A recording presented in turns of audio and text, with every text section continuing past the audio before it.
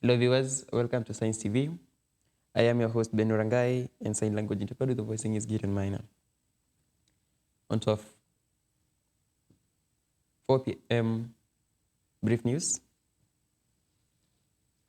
Candidates contesting this Thursday's critical by-election are making their final appeals to voters, concluding weeks of intense campaign that featured extensive door-to-door outreach, lively town halls meetings, and spirited public debates.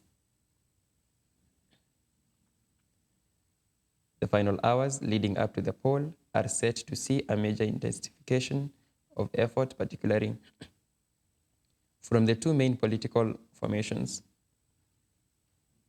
Campaign teams for the United Democratic Alliance, UDA, and the United Opposition are scheduled to hold final rallies, aiming to consolidate support and deliver crucial last-minute message to sway away undecided voters. Another news, the Media Council of Kenya, MCK, has issued a stand advisory to media houses and online content creators, cautioning them against publishing or airing non-scientific opinion polls ahead of the 22 by-election scheduled for this Thursday, November 27th.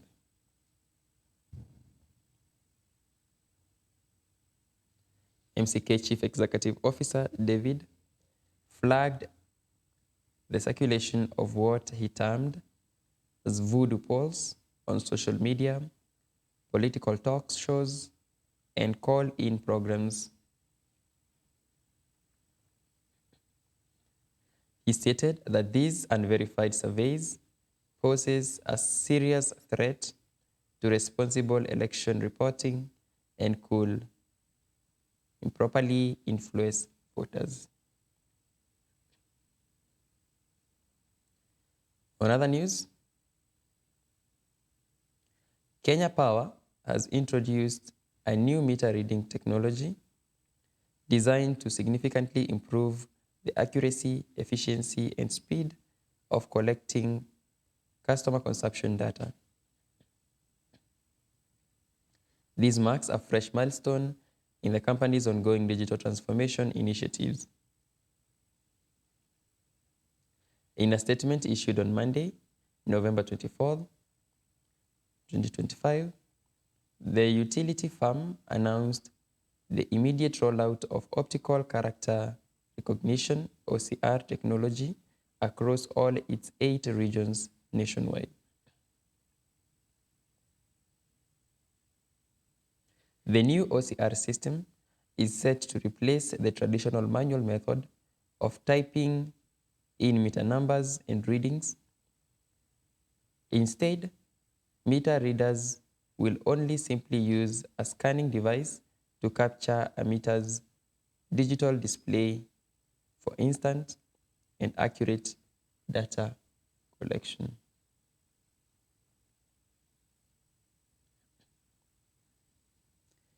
On other news,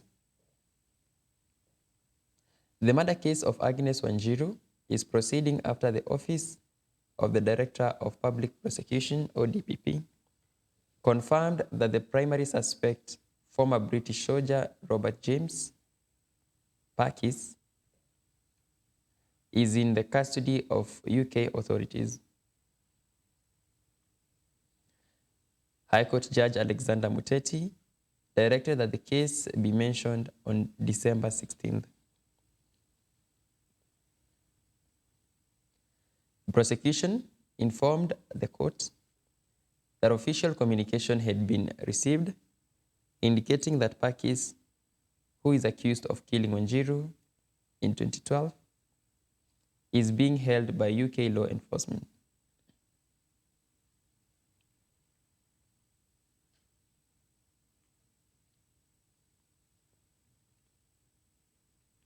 Furthermore,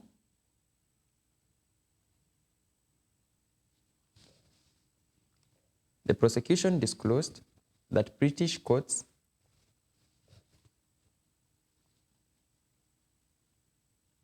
are scheduled to conduct case management proceedings on December 9 as part of the ongoing extradition proceeding to return Pakis to Kenya to face trials.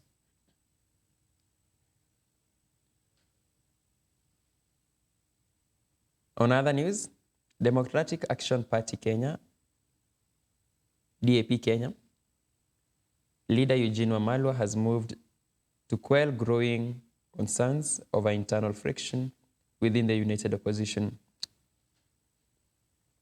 insisting that recent public clashes between key figures are normal and do not signal a breakdown in unity. In a recent interview, Wamalwa addressed the visible tension, particularly those involving Governor George Natembeya and Cleophas Malala, which have fueled speculation about functional splits and competing ambitions ahead of the 2027 general election.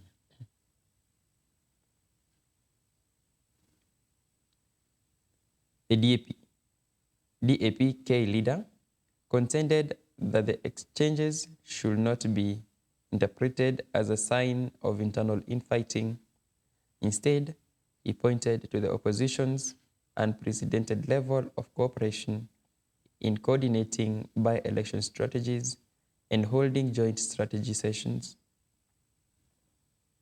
as evidence that the coalition remains robust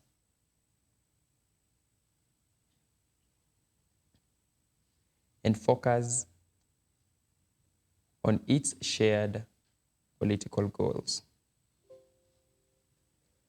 That is all we had prepared for you this evening. Thank you for watching and staying with Science TV. I have been your host, Ben Urangai. In sign language, the voicing is Gideon Minor. Enjoy your evening and bye-bye.